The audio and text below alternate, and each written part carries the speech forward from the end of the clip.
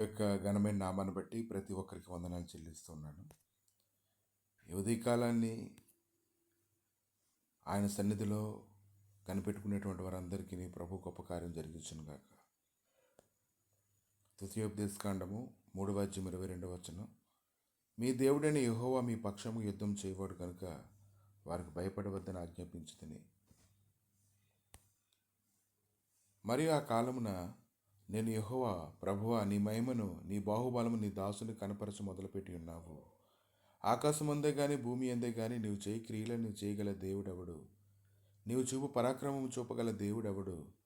నేను అద్దరికి వెళ్ళి యోర్దాను అవతలనున్న ఈ మంచి దేశమును మంచి మన్యమును ఈ లెబానోను చూచినట్లు దయచేయమని నేను యెహోవాకు బతిమాలు కొనగా యెహోవా మమ్మను బట్టి నా మీద కోపడి నా మనవి వినకపోయాను. మరి యెహోవా నాతో ఇట్లనెను, చాలును, ఇకను ఈ సంగతిని గురించి నాతో మాట్లాడవద్దు. నీవు యోర్దానును దాటకూడదు కానీ ఈ పిస్గా కొండ ఎక్కి కన్నులెత్తి పడమటి వైపును ఉత్తర వైపును దక్షిణ వైపును తూర్పు వైపును తేరుచూడుము. యెహోషువకు ఆజ్ఞ ఇచ్చి అతని ధైర్యపరిచి దృఢపరచుము. అతడి ప్రజలను వెంటబెట్టుకుని నది దాటి నువ్వు చూడబో దేశమును వారి స్వాధీనపరుచుకొని చేయును.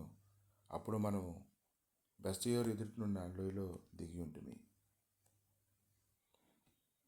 కనుక నీ దేవుడైన యెహోవా మీ పక్షముగా యుద్ధము చేయవాడు గనుక వారికి భయపడవద్దని ఆజ్ఞాపించుతిని. ఈ యొక్క సంగతుల గురించి ధ్యానిస్తూ ఉన్నప్పుడు ఈరోజు ఎవరైతే తమ హృదయాన్ని దేవుని మీద నిలుపుతారో వారికి విరోధముగా ఉన్నటువంటి ఏ ఆయుధం కూడా వర్ధిల్లకుండా చేయడానికి ఆయన శక్తిమంతుడైన యెషయా గ్రంథము 54:17 ధ్యానిస్తూ ఉన్నప్పుడు ఎన్నో సంగతులు మనం తెలుసుకోవడాన్ని దాని ద్వారా మనం బలం పొందుకుంటూ ఉంటాం. నెహెమ్యా 4:20 కనుక ఏ స్థలంలో మీకు బాకానాదం వినబడునో అక్కడికి మా దగ్గరికి రండి, మన దేవుడు మన పక్షంగా యుద్ధం చేయను. కనుక యుద్ధం చేయడం అంటే అందరికీ భయంగానే ఉంటుంది. దాని గురించి తలుచుకున్నప్పుడు బలహీన పడిపోతూ ఉంటారు.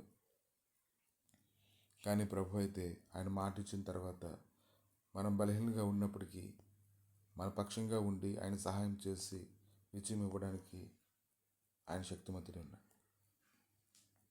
యెహోషువ 5:13 యెహోషువ యెరికో ప్రాంతంలో ఉన్నప్పుడు అతడు కన్నులెత్తి చూడగా దూసిన కత్తి చేత పట్టుకుని ఒకడు అతని ఎదుటి నిలుచుండెను. యెహోషువ అతని ఎద్దుకు వెళ్ళి, నీవు పక్షముగా ఉన్నవాడువా, మా విరోధుల పక్షముగా ఉన్నవాడు అని అడుగగా అతడు, కాదు, యెహోవా సేనాధిపతిగా నేను వచ్చి ఉన్నాను నిన్ను.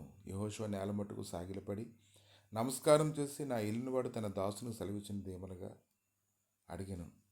అందుకు యెహోవా సేనాధిపతి, నీవు నిలిచి ఉన్న ఈ స్థలము పరిశుద్ధమైనది, నీ పాదరక్షలను తీసివేయమని చేయమనగా యెహోషువతో చెప్పగా యెహోషువ అలాగ చేశాను. కనుక ఏదైనప్పటికీ ఈరోజు నీ దేవుడు పక్షంగా ఉండి నీతో యుద్ధం చేయవారితో ఆయన యుద్ధం చేస్తాడని మాట్లాడుతున్నాడు. కనుక నిన్ను పరిశుద్ధపరచుకొని ఆయన సన్నిధిలో సాగిలపడి మొరపెట్టిన ఎడల నువ్వు గొప్ప కార్యాలు నీ జీవితంలో నువ్వు చూస్తావు. ఈరోజే దాన్ని నువ్వు చూస్తావు. ప్రభువా, మీ దయగలిగిన హస్తాలకు అప్పగించుకొని ప్రార్థన చేసి స్తుతిస్తుండగా నీ నామమును బట్టి ప్రభువా నాయన ఎంతగానో ఆనందిస్తుండగా నీవే కార్యం జరిగించి బలపరిచి స్థిరపరచు మహిమ పొందమని ప్రతి ఒక్కరి పక్షంగా నీవే యుద్ధం జరిగించి నెమ్మదిని దయచేసి మహిమతో నింపి నడిపించమని యేసుక్రీస్తు నామములు అడిగి వేడుకుంటున్నాము తండ్రి. ఆమేన్.